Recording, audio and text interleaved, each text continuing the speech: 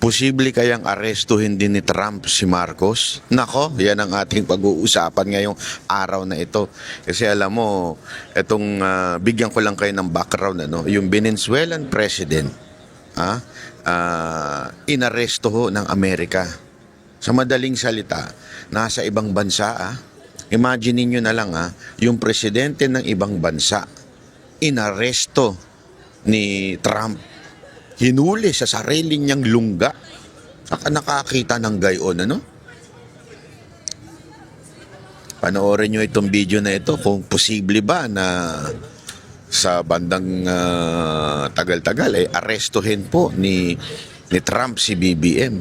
Kasi alamin muna natin, ano ba ang dahilan kung bakit inaresto ni BBM, ni Trump si Venezuela president, Tingnan natin. Alam mo kasi itong pag-aresto na ito talagang nagkaroon ng matinding trigger sa buong mundo. Bakit? Kasi syempre isa kang sovereign state with its own laws, with its own military, with its own police, and yet naaresto ka mismo sa loob ng kanila pong bansa.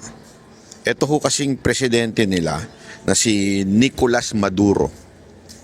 Ito po ay presidente na since 2013. Imaginein mo, 2013, 2026 inaresto siya. Ibig sabihin 13 years.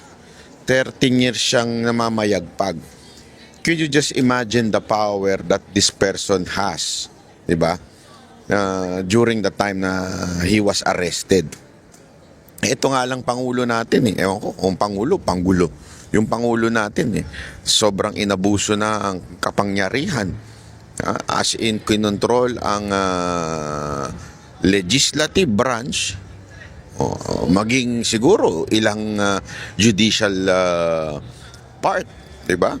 Kasi tandaan ninyo, kahit pa tayo ay three branches of the government, merong impluensya ang head of state o yung executive, which is the president.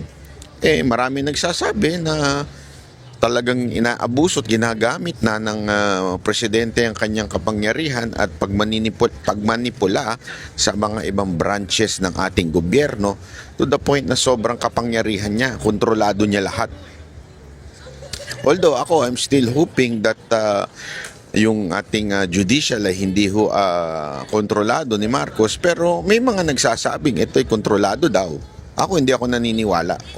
Pero may mga nagsasabing kontrolado na rin ni Marcos dahil sa tindi nga naman ng pera, alam naman natin ang tinding insertion ng nangyari ng mga nakaraang di ba? So ibig sabihin talagang malupit yung kanilang kakayanan na mamahagi ng pera. At dahil doon naiimpluwensya nila ang legislative branch, di ba? Yung pansinin ninyo, di ba? Meron ngang 2 million na Christmas bonus, saan ka pa? Kung ikaw ang congressman, papalag ka ba sa presidenteng nagbigay sa iyo at naglagay sa iyo ng allotment na 2 million tuwing Christmas, tuwing Undas, at kung ano-ano pang holiday. Every holiday, anak ko ng tutsang kalabaw, every holiday meron silang pa 2 million aside from the monthly. So imaginein mo, tiba-tiba ka diba? Talagang dahil doon ikaw ay sisipsip o ikaw ay kontrolado ng presidente. At sa tingin ko, ganun din naman ang nangyari siguro dito kay sa Venezuelan president. So imaginein mo, if you are ruling for 13 years, ibig sabihin nun, you have much power during the elections, and syempre sa atin din ng sumisipsip sa yung mga opisyal ng gobyerno, opisyal ng kasundaluhan, opisyal ng kapulisan. Abay, 13 years ka namamayagpag. Diba? Kaya ka na natili dyan dahil sa tindi ng kapangyarihan mo. Pero in a split of a second, mantakin mo, siya ay inaresto ng presidente ng ibang bansa. Kaya nga ang tanong ngayon dyan, pwede kaya ito si BBM arestuhin din ni Trump? Yan ang ating pag-uusapan. ano ba kasi ang dahilan, Banat Bay, na inaresto ni Trump itong presidente ng Venezuela? Ang isa sa binigay na dahilan ng Americans para sinasabi nila kung bakit sila nangialam ay dahil sa ito daw po ay dahil sa droga. Droga. Droga. Bangag. Hindi naman bangag yung presidente, pero pinahihintulutan niya ang kartel, mga drug cartel. Hinahayaan niya, 'di ba, na pumasok ng Amerika yung mga drug cartel. Para bagang sinasabi ni Trump, dahil diyan dapat ka nang arestuhin dahil nadadamay na kami.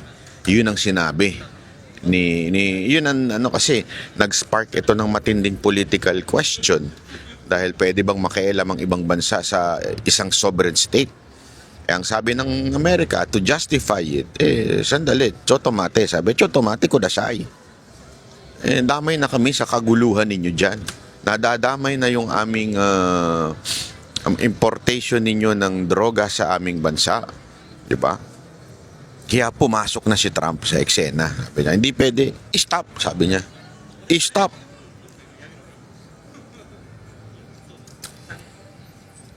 Malayo man ang Pilipinas para tayo ang mag-import ng droga sa Amerika. Ang tanong ngayon ay, sa tingin nyo ba ay dahil sa pagiging di umano, according to his sister na si Amy Marcos, ay bangag ang ating presidente. Bangag ang ating presidente, sabi ng kanyang kapatid. Sa tingin nyo ba ay hindi na makikialam ang presidente ng Amerika? Marami kasi nagsasabi, malamang hindi kasi nakikinabang ang Amerika. Sip-sip si Marcos sa Amerika. As in, mihigop ng utot ang ating presidente sa presidente ng Amerika. Kaya kita ninyo, kahit anong command, kahit anong sabihin, uto-utong sumusunod sa Amerika. Naging tuta na ng Amerika itong si Marcos. Kaya imposible na arestuhin ni Trump dahil nakikinabang daw si Trump sa pamamahala ni BBM.